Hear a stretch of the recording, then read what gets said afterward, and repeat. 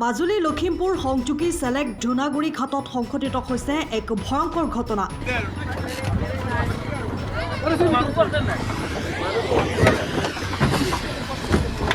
ফেৰীৰ পৰা সোৱণশিৰি নদীত পৰিল এখন গাড়ী। এখন টাটা পাঞ্চ গাড়ী ফেৰীত উঠাওঁতেই নৈত বাগৰি পৰে। দৈৱক্ৰমে প্ৰাণ ৰক্ষা পৰে চালকজনৰ। দুৰ্ঘটনাত পতিত বাহনখন নাৰায়ণপুৰৰ বুলি জানিব পৰা গৈছে। জনাই আছো এই মুহূৰ্তৰ এই গুৰুত্বপূৰ্ণ খবৰটো মাজুলী লখিমপুৰ সংযোগী চেলেক ধুনাগুৰি ঘাটত সংঘটিত হৈছে এই ঘটনা।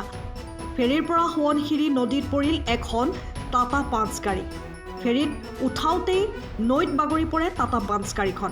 দৈৱক্ৰমে প্ৰাণ ৰক্ষা পৰে চালকজনৰ। দুৰ্ঘটনাত পতিত বাহনখন নাৰায়ণপুৰৰ বুলি জানিব পৰা গৈছে। Oh my God! ড্ৰাইভাৰজন যেনে তেনে বাচিছে। গাড়ীটো ব্লক হৈ যায় নহ'লে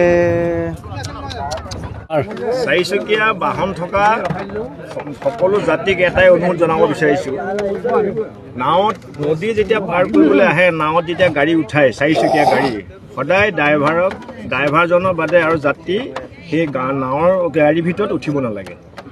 কাৰণ আজি এটা প্ৰত্যক্ষ প্ৰমাণ হ'ল যে এজন ছিংগল ড্ৰাইভাৰ গাড়ীখন নাৱত উঠাওঁতে ধুনাগুৰি ঘাটত তেওঁ ৰাখিব নোৱাৰি, স্পীড ৰাখিব নোৱাৰি, ডাইৰেক্ট নাৱৰ পৰা বাহিৰ গৈ নদীত পৰি গুচি গ'ল। যদি তাত আৰু কোনোবা যাত্ৰী থাকিলেহেঁতেন। সময়ৰ খবৰ সময়ত পাবলৈ ফ'ল' কৰক টাইম অফ আছাম।